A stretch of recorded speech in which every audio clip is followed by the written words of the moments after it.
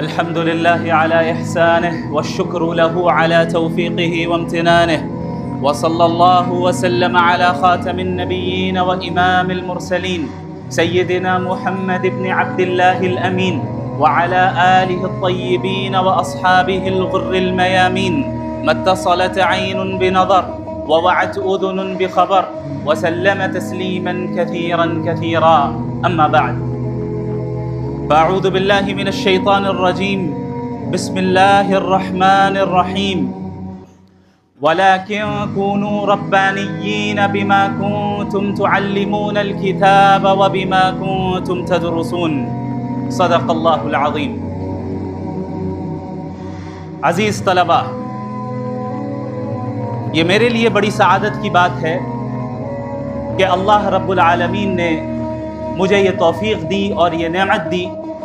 کہ میں آج دارالعلوم ندوۃ العلماء کی مسجد میں اپنے اساتذہ کرام کی موجودگی میں آپ حضرات سے مخاطب ہوں. یہ میرے لیے بالکل بھی مناسب نہیں تھا کہ میرے اساتذہ کرام نیچے تشریف فرما ہوں اور میں کرسی پر بیٹھے رہوں، اور نہ ہی میں اس بات کی زیادہ جرأت کر سکتا ہوں کہ اپنے اساتذہ کرام کی موجودگی میں بہت زیادہ لب کشائی کروں. لہٰذا اپنے اساتذہ کے حکم پر میں آپ حضرات کے سامنے چند باتیں مختصر انداز میں عرض کرنا چاہوں گا. جو آیت کریمہ میں نے ابھی آپ کے سامنے پڑھی، یہ آیت ایک ایسی آیت ہے جس کے متعلق حضرت مولانا ابو الحسن علی الحسنی الندوی رحمۃ اللہ علیہ نے فرمایا کہ یہ آیت در حقیقت مستقل ایک معجزہ ہے. یہ ایک ایسی آیت ہے جس میں ہم سے اور آپ سے یہ مطالبہ کیا گیا کہ ہم ربانیین بنیں، اور حضرت نے اس طرف اشارہ فرمایا کہ آخر کیا وجہ ہے کہ لفظ ربانی کا ہی انتخاب اللہ نے فرمایا. یہ بھی کہا جا سکتا تھا کہ علماء کا لفظ استعمال کر لیا گیا ہوتا یا کوئی اور لفظ استعمال کر لیا گیا ہوتا، لیکن اللہ نے ربانیین کا لفظ استعمال کیا. ربانی وہ شخص ہوتا ہے، ربانی وہ عالم ہوتا ہے، ربانی وہ فرد ہوتا ہے جس کے اندر جو خود تربیت یافتہ بھی ہو اور دوسروں کی تربیت کرنے کی صلاحیت بھی اس کے اندر پائی جاتی ہو. یہ وہ شخص ہوتا ہے جو دین کی تعلیم بھی حاصل کرتا ہے اور دینی تعلیم کی نشر و اشاعت کے لیے جد و جہد بھی کرتا ہے اور اپنا احتساب بھی کرتا رہتا ہے اور اپنی ایمانی قوت میں اضافہ کرتے رہنے کی کوشش کرتا رہتا ہے. لہٰذا قرآن کریم کی یہ آیت ہم سے اور آپ سے یہ مطالبہ کرتی ہے کہ ہم اگر کسی ادارے میں، اور بالخصوص دارالعلوم ندوۃ العلماء جیسے ادارے میں طالب علم کی حیثیت سے موجود ہیں، تو ہم یہاں اس بات کی بھرپور کوشش کریں کہ ہم اپنی شخصیت کس طرح بنا پائیں. جس طرح اللہ رب العالمین چاہتا ہے اس طرح ہم اپنی شخصیت کو کس طرح ڈھال پائیں، کس طرح ہم ایسے افراد بن جائیں جو خود کے لیے بھی سیدھے راستے کی طرف وہ چلنے والا ہو اور تمام انسانیت کو سیدھا راستہ دکھانے والا بھی ہو. چونکہ یہ دین اسلام ایک ایسا دین ہے جو انفرادی دین نہیں ہے بلکہ اجتماعی دین ہے. یہ امت کوئی ایسی امت نہیں ہے جسے صرف اپنے لیے بھیجا گیا ہو، بلکہ یہ امت وہ امت ہے جسے تمام انسانوں کی ہدایت کے لیے بھیجا گیا. اور یہی وجہ ہے کہ قرآن کریم میں اللہ رب العالمین نے فرمایا کہ کنتم خیر امت اخرجت للناس. یہ نہیں کہا کہ تمہیں صرف مسلمانوں کے لیے نکالا گیا، یہ نہیں کہا کہ تمہیں صرف تمہارے گھر والوں کے لیے بھیجا گیا یا تمہارے خاندان والوں کے لیے بھیجا گیا یا تمہاری اپنی ذات کے لیے بھیجا گیا. نہیں، تم تمام انسانوں کے لیے بھیجے گئے ہو. اس ذمہ داری کو سمجھنا ہے اور اس کی اہمیت ہمیں جاننا ہے اور اس کی قدر ہمیں کرنا ہے. کیونکہ پوری دنیا آپ کی محتاج ہے. پوری دنیا کو ایسے افراد کی ضرورت ہے جو اسے تاریکیوں سے نکالے اور ہدایت کی طرف لے آئے. اور یہ کام ظاہر ہے آپ حضرات کے کندھوں پر اس کی ذمہ داری ہے. اللہ رب العالمین کا فضل ہے کہ آپ حضرات اس ادارے میں پڑھتے ہیں، اور میں سمجھتا ہوں کہ میرے لیے میرے والدین کا جو سب سے اہم اور سب سے صحیح فیصلہ رہا اور سب سے صحیح ڈیسیژن رہا، وہ فیصلہ یہ تھا کہ انہوں نے میرا داخلہ دارالعلوم ندوۃ العلماء میں کروایا۔ دارالعلوم ندوۃ العلماء کسی عام مدرسے کی طرح ایک مدرسہ نہیں ہے، بلکہ یہ ایک فکر ہے، ایک مشن ہے، ایک مقصد ہے اور ایک منہج ہے جس کو اختیار کر کے ہم موجودہ زمانے میں حالات کے تقاضوں کا لحاظ رکھتے ہوئے پوری امت بلکہ پوری انسانیت کی صحیح رہنمائی کر سکتے ہیں۔ دارالعلوم ندوۃ العلماء ہی دراصل سبب ہے ان تمام ٹوٹی پھوٹی صلاحیتوں کا جو اس وقت میرے پاس جو مجھے اللہ نے عطا کی ہے۔ دارالعلوم ندوۃ العلماء نے در حقیقت مجھے بولنے کا سلیقہ دیا، ندوۃ العلماء نے در حقیقت لباس پہننے کا سلیقہ دیا، ندوۃ العلماء نے مجھے لوگوں سے گفتگو کرنے کا سلیقہ دیا، ندوۃ العلماء نے مسلمانوں کے ساتھ تعامل کرنے کا سلیقہ دیا، ندوۃ العلماء نے غیر مسلموں کے ساتھ اچھے اخلاق سے پیش آنے کا سلیقہ دیا، ندوۃ العلماء نے اسلام کی حقانیت کو جدید انداز میں پیش کرنے کی صلاحیت اور جدید انداز میں پیش کرنے کا سلیقہ دیا، ندوۃ العلماء نے تفقہ فی الدین کی اہمیت سکھائی، ندوۃ العلماء نے اپنے بڑوں کی قدر کرنا سکھایا، ندوۃ العلماء نے اپنے والدین کی اطاعت کرنا سکھایا، ندوۃ العلماء نے قرآن کریم کو غور و فکر کے ساتھ پڑھنے اور سمجھنے کا سلیقہ عطا کیا، ندوۃ العلماء نے احادیث کے ساتھ مشغول رہنے کا سلیقہ سکھایا، ندوۃ العلماء نے یہ بتایا کہ تم صرف دیندار نہیں بلکہ باشعور دیندار ہو۔ ندوہ صرف دینداری کا نام نہیں ہے، ندوہ انسان کے اندر شعور کو پیدا کرتا ہے، ایک ایسا شعور پیدا کرتا ہے جس شعور کی اس امت کو ضرورت ہے اور اس امت کے ہر فرد کو اس شعور کو اختیار کرنا ضروری ہے۔ حضرت مولانا ابو الحسن علی الحسنی الندوی رحمۃ اللہ علیہ نے فرمایا کہ یہ کافی نہیں ہے کہ ہم اور آپ صرف دل سے مومن بنیں، بلکہ دماغ کا مومن ہونا بھی ضروری ہے۔ صرف دل کا مومن ہونا کافی نہیں ہے کہ آپ جذبات میں آئیں اور جذباتی انداز میں بات کریں اور جذباتی انداز میں دین کی اشاعت کریں اور صرف جذباتیت کا ہی مظاہرہ کریں، بلکہ ضروری یہ بھی ہے کہ ہم اور آپ عقلی طور پر اور انٹلیکچول سطح پر باشعور ہوں۔ میں بغیر کسی فخر کے تحدیث بن نعمت کے طور پر اور اس کمال کی نسبت اللہ رب العالمین کی طرف کرتے ہوئے اور اس کے بعد اپنے اساتذہ کی محنتوں کی طرف کرتے ہوئے میں یہ عرض کرنا چاہتا ہوں کہ ابھی جو مناظرہ ہوا اس مناظرے کی ویڈیوز میں آپ نے کمنٹس پڑھے ہوں گے، آپ نے لوگوں کے تاثرات دیکھے ہوں گے اور سنے ہوں گے۔ ابھی میں دلی کے ایئرپورٹ میں تھا، وہاں پر چند غیر مسلمان میرے پاس آئے اور انہوں نے کہا کہ ہمیں بڑی خوشی ہوئی کہ آپ نے مذہب کا مقدمہ رکھا اور اس انداز میں رکھا کہ ہمیں تعجب ہوا کہ کوئی مدرسے کا اسٹوڈنٹ بھی اس طریقے سے بات کر سکتا ہے۔ آپ ناراض نہیں ہوئے، آپ نے اس شخص کی شخصیت کا خیال رکھا، آپ نے ان کا احترام کیا۔ میں بغیر کسی مبالغے کے یہ کہتا ہوں کہ یہ سلیقہ مجھے ندوۃ العلماء نے عطا کیا، یہ سلیقہ مجھے میرے اساتذہ کرام نے سکھایا، یہ وہ سلیقہ ہے جو مجھے ان حضرات کی جوتیاں سیدھی کرنے کی برکت اور نتیجے میں حاصل ہوا، یہ وہ سلیقہ ہے جسے اللہ نے اپنے فضل سے عطا کیا، باوجود اس کے کہ میں اس کا اہل نہیں تھا اور اس کے لیے میں غیر مستحق تھا۔ ذالک فضل اللہ یؤتیہ من یشاء واللہ ذو الفضل العظیم۔ میں جب ندوۃ العلماء میں آیا تو چند اہم چیزیں میں آپ کے ساتھ شیئر کرنا چاہتا ہوں، اور یہ بھی صرف اس لیے کہ آپ کو ترغیب ملے کہ آپ کو اس ادارے میں رہ کر کس طرح دین کا کام کرنا ہے اور دین کو سیکھنا ہے۔ میں ایک ایسے گھرانے سے تعلق رکھتا ہوں جہاں الحمدللہ مالی حالات بھی مستحکم ہیں اور اسٹیبل ہیں، اور میرا جو لائف اسٹائل رہا ندوۃ العلماء میں آنے سے پہلے وہ مدرسے کے لائف اسٹائل سے بہت مختلف تھا۔ جب میں نے ندوۃ العلماء میں داخلہ لیا تو مجھے یہاں پر بہت سی پریشانیوں کا سامنا کرنا پڑا۔ مثال کے طور پر لکھنؤ کی گرمی سے کون واقف نہیں ہے؟ اور میں اس بات کا عادی تھا کہ دن کا اکثر حصہ میں ایئر کنڈیشن روم میں گزارتا تھا۔ یہاں صورتحال میرے لیے اتنی سخت ہو گئی تھی کہ بسا اوقات اس شدید گرمی میں، ابھی مجھے نہیں معلوم کہ اس کیمپس کے انفراسٹرکچر کا اس کی کیا صورتحال ہے، اس وقت وہاں جو ایک مارکیٹ ہے، مارکیٹ کہتے ہیں اسے، اس کے قریب ایک اے ٹی ایم ہوا کرتا تھا، ابھی بھی ہے۔ اس اے ٹی ایم میں ایئر کنڈیشن بھی تھا، ابھی بھی ہے، چل الحمدللہ۔ تو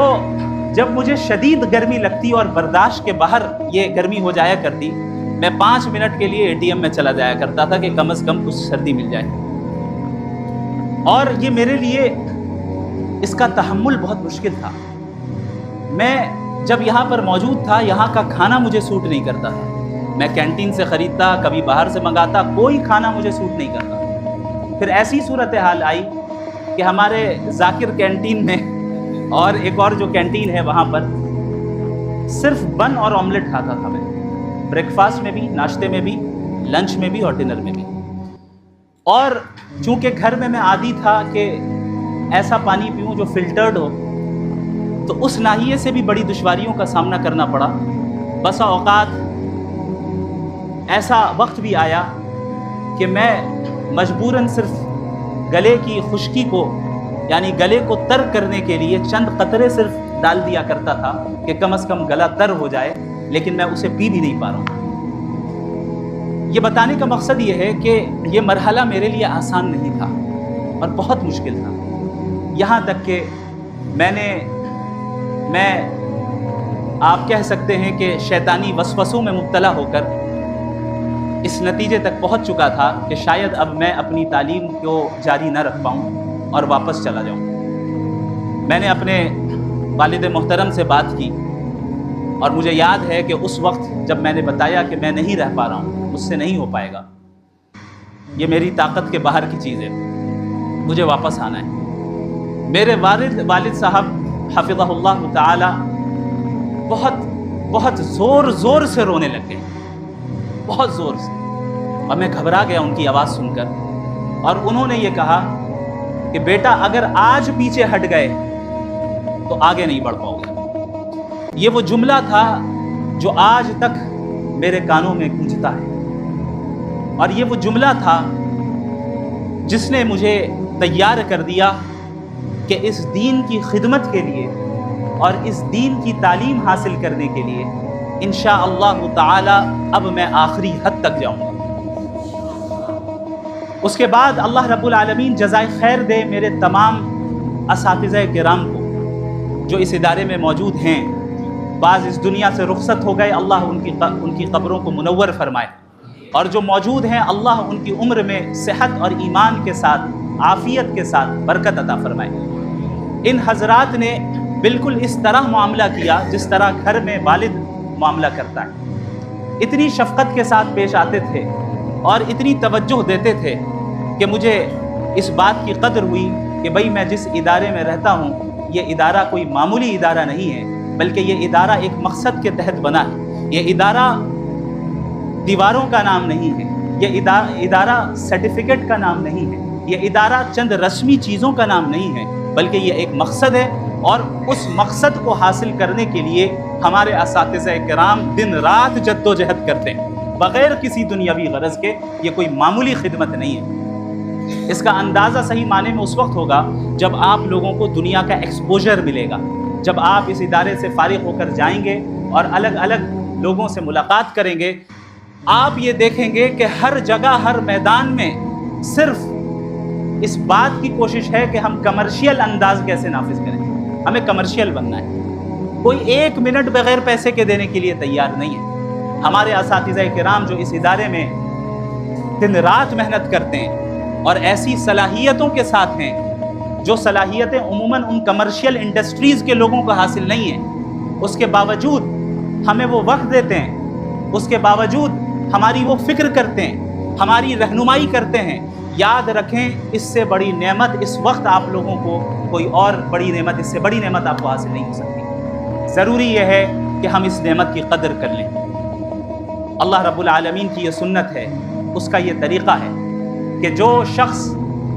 اللہ کی نعمت کا شکر ادا کرتا ہے، اللہ کی نعمت کی قدر کرتا ہے، اللہ اس نعمت میں اضافہ کرتا ہے، اور جو شخص اللہ کی نعمت کی ناقدری کرتا ہے، اللہ اس سے اس نعمت کو چھین کر ایسے شخص کو دے دیتا ہے جو اس کا مستحق ہو۔ لہٰذا اس بات کا عزم کر لیں کہ ہم جس قیمتی ایام سے گزر رہے ہیں، ہم جس مرحلے سے گزر رہے ہیں، اس کی ہم بھرپور قدر کریں گے، ناشکری نہیں کریں گے، اس سے ہم استفادہ کریں گے، اور ٹھیک جو ہے جس انداز میں ہمیں فائدہ حاصل کرنا چاہیے وہ کریں گے۔ یاد رکھیں،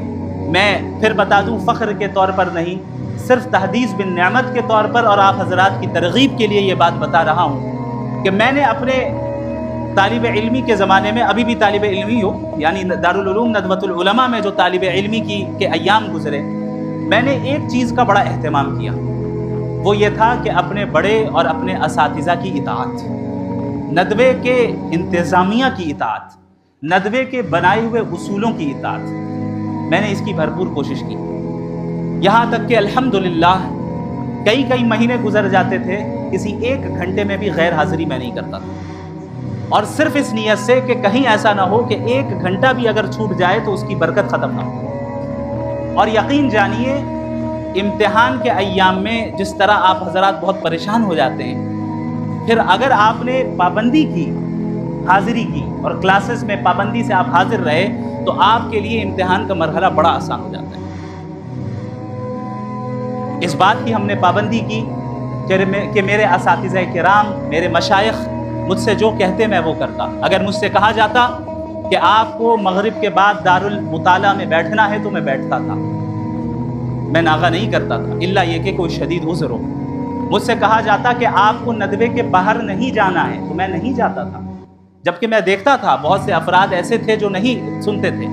جو اساتذہ کی اطاعت نہیں کرتے تھے، وہ چلے جاتے تھے، یا اسے سمجھتے تھے کہ یہ ہم پر زیادتیاں ہو رہی ہیں، ہمیں قید کر دیا گیا ہے۔ لیکن آج مجھے اس کے پیچھے کی حکمتیں سمجھ میں آتی کہ ہمارے اساتذہ کرام کیوں ہمیں اس بات کا پابند بناتے تھے کہ آپ کو ندوے کے کیمپس کے باہر نہیں جانا ہے، آپ کو مغرب سے عشاء تک دارالمطالعہ میں بیٹھنا ہے تو بیٹھنا ہے، آپ کو نمازوں کی پابندی کرنی ہے تو کرنی ہے، کلاسز میں غیر حاضری نہیں کرنی ہے تو نہیں کرنی ہے۔ ان تمام چیزوں کو کرنے کے بعد میں سمجھتا ہوں کہ اللہ رب العالمین نے اسی کے نتیجے میں جو کچھ بھی آپ نے 20 دسمبر کو دیکھا وہ حاصل ہوا، اللہ رب العالمین کا فضل رہا۔ لہٰذا آپ تمام حضرات کو میں ایک مشورہ دیتا ہوں، جو کہ آپ میرے چھوٹے بھائی کی طرح ہیں، اور میں ان ایام سے گزرا ہوں جن ایام میں سے ابھی آپ گزر رہے ہیں۔ مجھے یاد ہے کہ ایک مرتبہ حضرت مولانا محمد الرابع الحسنی الندوی رحمۃ اللہ علیہ کا اسی مسجد میں خطاب چل رہا تھا، اور میں وہی اسی جگہ پر کہیں بیٹھا تھا۔ حضرت نے بڑے پرجوش انداز میں یہ بات کہی تھی۔ حضرت کا جو مزاج تھا اور ان کی جو طبیعت تھی وہ بڑی نرم طبیعت تھی، لیکن اس وقت جس لہجے میں اور جس انداز میں اور جس پرجوش انداز میں وہ جملہ انہوں نے کہا تھا، ہم سب بالکل بہت زیادہ چوکنے ہو گئے، اور بالکل ہم ان کی طرف متوجہ ہو گئے کہ ضرور حضرت کچھ چاہتے ہیں ہم سے۔ حضرت نے یہ کہا تھا کہ آپ میں سے جو اس وقت بے مقصدیت میں مبتلا ہے وہ ابھی اسی مسجد سے اٹھ جائے اور اس ندوے سے نکل جائے۔ یہ حضرت کا مزاج نہیں تھا اس طرح کے جملے کہنے کا عام حالات میں، لیکن حضرت نے یہ جملہ کہا تھا۔ آپ اس سے اندازہ لگائیں کہ کس اڑھن کے ساتھ جو ہے یہ جملہ کہا ہوگا، کس درد کے ساتھ یہ جملہ کہا ہوگا، کس امید کے ساتھ یہ جملہ کہا ہوگا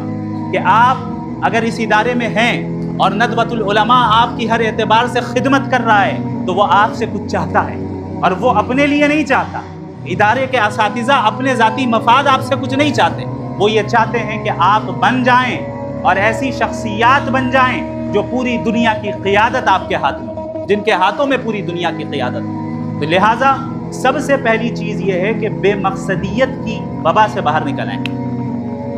یہ ایک وبا کی طرح یہ چیز پھیلتی ہے کہ کوئی مقصد ہی نہیں ہے، بس گھر والوں نے بھیج دیا، آ گئے، پڑھ رہے ہیں، اب چاہے ہمارا کوئی مقصد ہو یا نہ ہو، بس گھر والوں نے بھیج دیا، آ گئے، کچھ اور کرنے کو ہے نہیں، کچھ اور کر نہیں سکتے تو چلو مدرسے چلتے ہیں۔ یاد رکھیں ندوے کا یہ مقصد نہیں ہے، ندوے کا قیام اس لیے نہیں ہوا، لہٰذا ندوۃ العلماء کی فکر کو سمجھنا ضروری ہے۔ یہ ایک تہذیب ہے، یہ ایک ثقافت ہے جو آپ کو سلیقہ سکھاتی ہے۔ اس ثقافت کا لحاظ رکھنا ضروری ہے کہ کب ہمیں کیا بولنا ہے، کس انداز میں بولنا ہے، کتنا بولنا ہے، کس کو بولنا ہے، ان تمام چیزوں کو سمجھنا ہے۔ ہمارا چلنے کا انداز کیسا ہو، کھڑے رہنے کا انداز کیسا ہو، ٹوپی پہننے کا انداز اور سلیقہ کیا ہو، کپڑے پہننے کا انداز کیا ہو۔ ابھی ٹوپی کہنے کے بعد آپ حضرات ٹوپیاں سیدھی کر رہے ہیں، اس کا مطلب یہ ہے کہ آپ نے اس چیز کو سمجھا نہیں ہے۔ یہ چیز ہمیں جاننا ہے، اور یہ بہت بڑی خوبی ہے، یہ کوئی ہنسنے کی بات نہیں ہے، یہ ندوے کی خوبی ہے۔ میں نے اپنے اساتذہ کو دیکھا ہے کہ درس کے دوران ہمارے اساتذہ اس کی طرف توجہ دلاتے کہ باڈی لینگویج آپ کی کیسی ہونی چاہیے۔ باڈی لینگویج کو درست کرنے کے لیے باقاعدہ ہزاروں روپے دے کر لوگ کورسز کر رہے ہیں، آپ کو یہ معلوم ہونا چاہیے۔ دنیا میں یہ ہو رہا ہے، یونیورسٹیز میں ڈپارٹمنٹس ہیں ایسے جہاں آپ کی لینگویج کو امپروو کروایا جاتا ہے، جہاں آپ کے باڈی لینگویج کو صحیح کروایا جاتا ہے، پبلک اسپیکنگ سکھائی جاتی ہے۔ یہ ساری چیزیں فری میں آپ کو ندوہ دے رہا ہے، یہاں کے اساتذہ کرام بغیر کسی معاوضے کے آپ کو دے رہے ہیں۔ اس چیز کی قدر کر لیجئے، اس چیز کی قدر کر لیجئے، اس کا افسوس بعد میں ہوگا۔ دوسری چیز جو طالب علمی کے زمانے میں جس کا سامنا میں نے کیا اور میں نے محسوس کیا کہ یہ بہت مضر ہے، یہ میں آپ کو بتا دوں کہ یہاں اپنے کام سے کام رکھیں، زیادہ دوستی کے چکر میں نہ پڑیں۔ اور یہ میں بہت یقین کے ساتھ یہ بات کہہ رہا ہوں اور تجربے کے ساتھ یہ بات کہہ رہا ہوں۔ آپ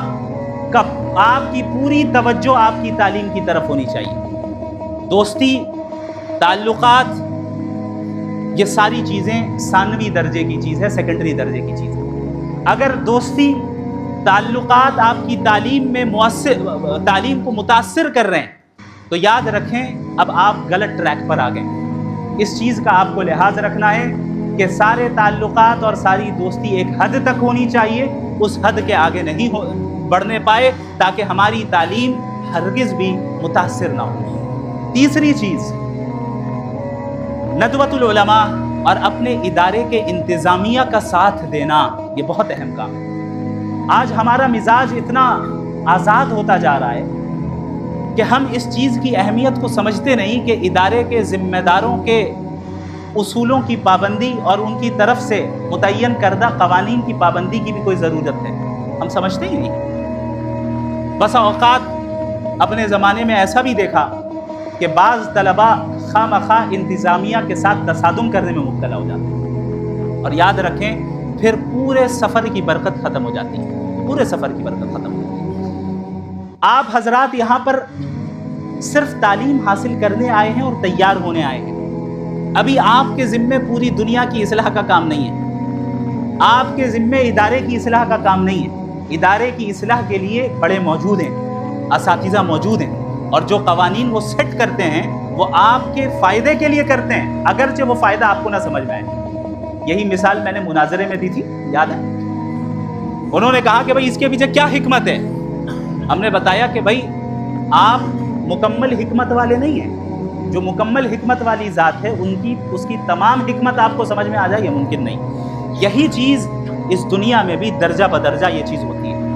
کہ اس دنیا میں بھی ہمارے بڑے جو ہیں وہ ہم سے زیادہ حکمت رکھتے ہیں، ہمارے بڑے جو ہیں وہ ہم سے زیادہ علم رکھتے ہیں، ہمارے بڑے، ہمارے اساتذہ ہم سے زیادہ تجربہ رکھتے ہیں۔ وہ جانتے ہیں کہ آپ کس مرحلے سے گزر رہے ہیں، وہ جانتے ہیں آپ کے لیے کون سی چیز مفید ہے اور کون سی چیز نہیں ہے۔ اگر ان کی طرف سے کوئی ایسا حکم آتا ہے جس کی حکمت آپ کو سمجھ میں نہ آئے تو اس کا مطلب یہ نہیں کہ اس کے پیچھے حکمت نہیں ہے، بلکہ حکمت موجود ہے۔ لہٰذا انتظامیہ کا ساتھ دیں، اپنے علماء کا ساتھ دیں، اور اس کی برکت میں قسم کھانے کے لیے تیار ہوں، آپ اپنی زندگی میں دیکھیں گے، اس کی برکت دیکھیں گے کہ آپ کے اساتذہ نے آپ کو جو بات کہی اس بات کا نتیجہ اور اس کی اطاعت کا نتیجہ یہ نکلا کہ اللہ نے آپ کی زندگی میں برکت عطا کی۔ اور ایک چیز میں یہ بھی بتا دوں، چونکہ اپنے لوگوں کی مجلس ہے، اساتذہ کی بے ادبی کرنے سے اجتناب کیجیے گا۔ بسا اوقات کسی استاذ کی بے ادبی تمام تر صلاحیتوں کو ماند کر دیتی ہے۔ ایسا ہوتا ہے کہ ایک انسان، ایک طالب علم بہت صلاحیت والا ہے، بہت گہرے علم والا ہے، اسے تفسیر میں بڑی مہارت ہے، حدیث میں بڑی مہارت ہے، اصول تفسیر میں بڑی مہارت ہے، اصول حدیث میں بڑی مہارت ہے، لیکن اساتذہ کی بے ادبی کے نتیجے میں زندگی کا ایک ایسا مرحلہ آتا ہے جہاں پر تمام نعمتوں کو اللہ سلب کر لیتا ہے، والعیاذ باللہ من ذالک۔ اللہ رب العالمین ہم سب کی اس سے حفاظت فرمائے۔ میں آپ کو یہ بتا دوں کہ یہ جیسا کہ مولانا سلمان نسیم صاحب حفظہ اللہ تعالی نے بتایا کہ یہ پروگرام کوئی رسمی پروگرام نہیں ہے، یہ پروگرام ایسا پروگرام نہیں ہے جہاں پر باقاعدہ کوئی ہم صرف فارمیلٹی ادا کریں، بلکہ یہاں پر میں اپنے گھر میں آیا ہوں۔ بعض اساتذہ کرام نے اس طرف بھی توجہ دلائی کہ دوسرے ادارے میں جیسے آپ کا استقبال ہوا یہاں پر شاید ویسا نہ ہو، تو آپ کو برا نہیں ماننا ہے۔ ہم نے کہا حضرت دوسرے اداروں میں مہمان تھا، ندوہ تو میرا گھر ہے، میں اپنے گھر میں آ رہا ہوں، یہاں پہ مجھے استقبال بھی نہیں چاہیے۔ آپ حضرات سے ملاقات یہی میرے لیے اعزاز ہے، آپ حضرات سے ملاقات کا موقع مل جانا اور یہاں کے طلبہ اور اپنے بھائیوں سے تھوڑی دیر کے لیے گفتگو کرنے کا موقع مل جانا اور اس جگہ پر کھڑے ہو کر گفتگو کر لینے کا موقع مل جانا، اس سے بڑا اعزاز میرے لیے اور کچھ نہیں ہو سکتا۔ لہٰذا آپ ایک ایسے شخص کو سن رہے ہیں جو پرانا مریض ہے، تو پرانا مریض جدید مریض کو چند صلاح دے رہا ہے۔ ہم سب اسی سفر سے گزرے ہیں اور ہم سب بعض غلطیاں کر جاتے ہیں، لیکن یاد رکھیں اگر ہم سے غلطیاں ہو جائیں تو ان غلطیوں سے رجوع کرنا، توبہ کرنا، اپنی اصلاح کرنا، اپنے اساتذہ کی اطاعت کو قبول کر لینا اور ندوے کی فکر کو سمجھنا یہ بہت ضروری ہے۔ ورنہ ایسا بھی دیکھا جا رہا ہے کہ ندوے سے پڑھ کر نکل رہے ہیں لیکن ندوۃ العلماء کی فکر اپنے اندر نہیں رکھتے ہیں۔ ندوۃ العلماء جیسا کہ میں نے بتایا شعور کو پیدا کرنے کا نام ہے۔ ندوۃ العلماء ایک مشن دیتا ہے، اور یاد رکھیں یہ جو آج الحاد کے خلاف میں کام کر پا رہا ہوں اس کی اصل فکر مجھے ندوۃ العلماء سے ہی ملی، اور بالخصوص حضرت مولانا ابو الحسن علی الحسنی الندوی رحمہ اللہ کی تحریروں سے ملی۔ جب آپ حضرت کی تحریروں کو پڑھیں گے تو آپ کو اندازہ ہوگا کہ مغربی تہذیب کے خلاف وہ کب لکھ رہے ہیں۔ ایسا محسوس ہو رہا ہے کہ شاید آج کے لیے وہ لکھ رہے ہیں۔ انہوں نے ہی فرمایا